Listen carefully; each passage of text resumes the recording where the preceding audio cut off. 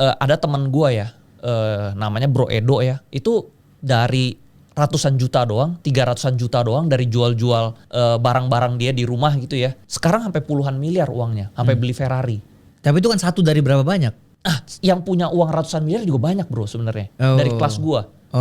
Dari sekeliling gua, family gua itu duitnya dari cuma ratusan juta jadi miliaran tuh banyak. Oke. Bahkan ada ibu-ibu cuman jualan kue ya. Kok aku cuman jualan kue nih 200-300 juta doang all in duitnya. 400 juta lah uang dia 400 juta dia all in.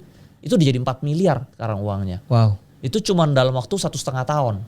Okay. Nah tapi balik tergantung seberapa dia serius, seberapa dia fokus. Berarti harus full timer dong kalau jadi trader ini? Nggak harus full time tapi harus serius, harus menganggap ini tuh sebagai bisnis. Kebanyakan orang itu dia investasi saham itu anggap buat sampingan. Dia tidak anggap ini sebagai bisnis penghasil uang. Jadinya ya dia nggak maintain portfolio, dia cuma beli udah dia lupain. Terus masuknya kecil-kecil, misalnya ada saham nih bagus banget. Lu kalau udah tahu bagus, misalnya dia punya uang 5 miliar lah. Contoh ada orang punya uang 5 miliar, terus dia ketemu saham bagus nih, tapi dia masuknya 10 juta. Ya dia gak bisa kaya bro.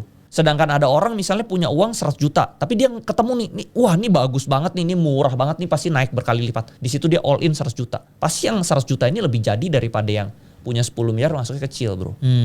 Karena yang satu gak serius. Yang satu dia serius, karena dia all in, dia pasti pantau setiap hari. Jadi yang bikin orang sukses itu seberapa serius. Seberapa lu fokus sama goal lu gitu loh. Nah jadi ada juga murid gue yang no only no action.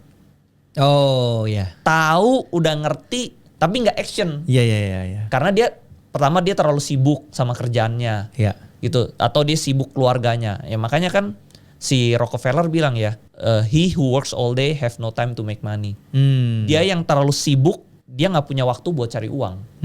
Gitu loh. Karena dia terlalu sibuk. Makanya kita harus ada waktu buat reflect, buat cari uang yang lebih besar gitu loh. Mungkin lu boleh lah kerja atau ada yang lain-lain, bisnis boleh. Tapi tetap kita harus punya luangin waktu buat reflect, pikirin uang gedenya. Jangan terlalu fokus di uang kecil.